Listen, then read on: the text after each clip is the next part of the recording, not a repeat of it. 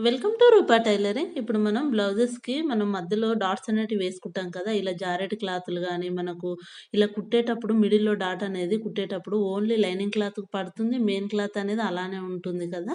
అలా మనకు డాట్ అనేది సరిగ్గా రాదు కదా! అలాంటప్పుడు మనం ఇలా నీట్‌గా ఎలా సెట్ చేసుకొని కుట్టుకుంటే మనకు బ్లౌజ్ అనేది ఫిట్టింగ్ బావుంటుందండి. ఈ విధంగా ట్రై చేస్తే చూడండి. ఇప్పుడు మనం ఆల్రెడీ చంక యొక్క లోతు, డాట్స్ అనేటివి మార్కింగ్ చేసుకుంటాం కదా!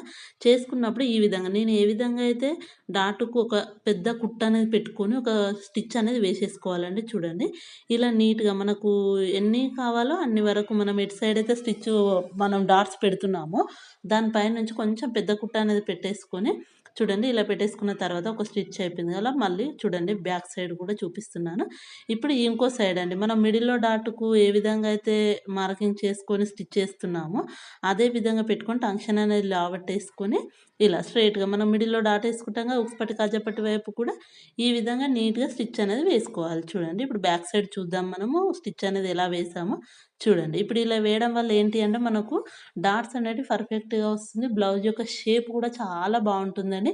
ఈ టిప్ అనేది యూజ్ చేసుకొని మనము ఫ్రంట్ పార్ట్ స్టిచ్ చేసుకుంటే మనకు ముడతలనేటివి ఉండదండి. బ్లౌజ్ వేసుకున్నప్పుడు కూడా చాలా నీట్‌గా కనిపిస్తుంది. ఇప్పుడు మనం ఏదైతే స్టిచ్ వేసుకున్నామో దాని ప్రకారంగా మనకు ఎంత పొడవైతే పెట్టాలి అనుకుంటున్నామో డాట్స్ యొక్క మన వీటికి అంతే వరకు స్టిచ్ అనేది వేసుకోవాలి చూడండి. మిడిల్ దానికి గానీ, మధ్యలది గానీ, మన చంక వైపు ఉన్న డాట్‌కి గానీ ఈ విధంగా చూడండి. మనం ఏదైతే కుట్టుకున్నామో మనం డైరెక్ట్ ఇంకా దాని పైన నుంచి కుట్టేసుకుంటూ వెళ్ళాలి. అదే దాని పైన స్టిచ్ వేయకుంటే మనకు లైనింగ్ క్లాత్‌కే స్టిచ్ పడుతుంది. మెయిన్ క్లాత్‌కు పడదు. అప్పుడేమైతుందంటే మనకు బ్లౌజ్ వేసుకున్న కొంచెం బుంగగా కనిపిస్తుంది ఫ్రంట్ పార్ట్‌లో.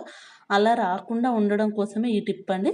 ఇలా మనం స్టిచ్ వేసుకున్న తర్వాత మనం ఏదైతే పెద్ద కుట్టు పెట్టుకొని మిడిల్‌లో స్టిచ్ వేసుకున్నాం కదా! చూడండి. ఇప్పుడు నేను చూపించే విధంగా అదనేది మనము ఆ దారం విప్పేసుకుంటే సరిపోతుందని చాలా ఈజీగా వచ్చేసింది. ఎందుకంటే పెద్ద కుట్టే పెట్టుకుంటాం కాబట్టి నీట్‌గా ఇలా కుట్టుకున్న స్టిచ్ అనేది విప్పేసుకోవాలి. మళ్ళీ నార్మల్‌గా మనకు బ్లౌజ్ అనేది నీట్‌గా కనిపిస్తుంది చూడండి ఎంత బాగా వచ్చేసిందో. అప్పుడు ఇలా మనకు మెయిన్ క్లాత్, లైనింగ్ క్లాత్‌కు కలిపి డాట్స్ అనేది స్టిచ్ చేసుకుంటేనే బ్లౌజ్ యొక్క షేప్ అనేది పర్ఫెక్ట్‌గా ఉంటుందండి. ఇప్పుడు అదే విధంగా చూడండి షేప్ బెల్ట్ అనేది కూడా ఎలా వేసుకోవాలో ఈజీగా చూడండి. ఈ టిప్స్ ఆల్రెడీ ఉన్నాయి. కాకపోతే ఇప్పుడు సబ్స్క్రైబర్స్ ఎక్కువగా ఉన్నారు. కొంచెం మళ్ళీ యూజ్ అయితుందని జెప్పేసి ఈ వీడియో మళ్ళీ పెడుతున్నానండి. చూడండి ఈ విధంగా మనము షేప్ బెల్ట్ అనేది కూడా స్టిచ్ చేసుకోవచ్చండి. మిడిల్‌లో డాట్ అనేది మనకు నీట్‌గా కనిపియడం కోసము ఈ విధంగా నేను చూపించే విధంగా ఫోల్డ్ అనేది చేసుకోవాలి. ఫోల్డ్ చేసుకొని దాని పైన నుంచి మనము షేప్ బెల్ట్ పైన పెట్టేసి ఫ్రంట్ పార్ట్‌ని స్టిచ్ చేసేసుకోండి. చూడండి ఇప్పుడు క్లాత్ అనేది మనకు ఖర్చు కనిపియకుండా మనం ఎంతైతే ఖర్చు పెట్టుకుంటున్నామో నేను చూపించే విధంగా అలా ఫోల్డ్ చేసేసుకొని ముందుగా జాయింట్ చేసుకున్న దాని పైన పెట్టేసుకొని స్టిచ్ వేసుకుంటూ వెళ్ళాలండి నీట్‌గా. అప్పుడు మనకు ఖర్చు అనేది కనిపించదు. షేప్ బెల్ట్ మనకు ఈజీగా వేసుకోవచ్చండి. కొత్త వాళ్ళైనా సరే పర్ఫెక్ట్‌గా షేప్ బెల్ట్ అనేది స్టిచ్ చేసుకోవచ్చు. చూడండి ఈ విధంగా మనము ఎంతవరకు షేప్ బెల్ట్ అయితే వేయాలనుకుంటున్నామో అంతవరకు ఆ విధంగా క్లాత్ అనేది ఫోల్డ్ చేసుకొని ఎక్స్ట్రా ఉన్న క్లాత్ అనేది కట్ చేసేసుకోవాలి. చూడండి 2 సైడ్స్ చాలా ఈజీగా మనకు ఈ విధంగా డాట్స్‌ను షేప్ బెల్ట్ ఏసుకోవచ్చండి. ఈజీ ప్రాసెస్‌లో అయినా సరే ఈ విధంగా వేసుకుంటే కొత్త వాళ్ళకైనా సరే ఈజీగా అర్థమైపోతుంది.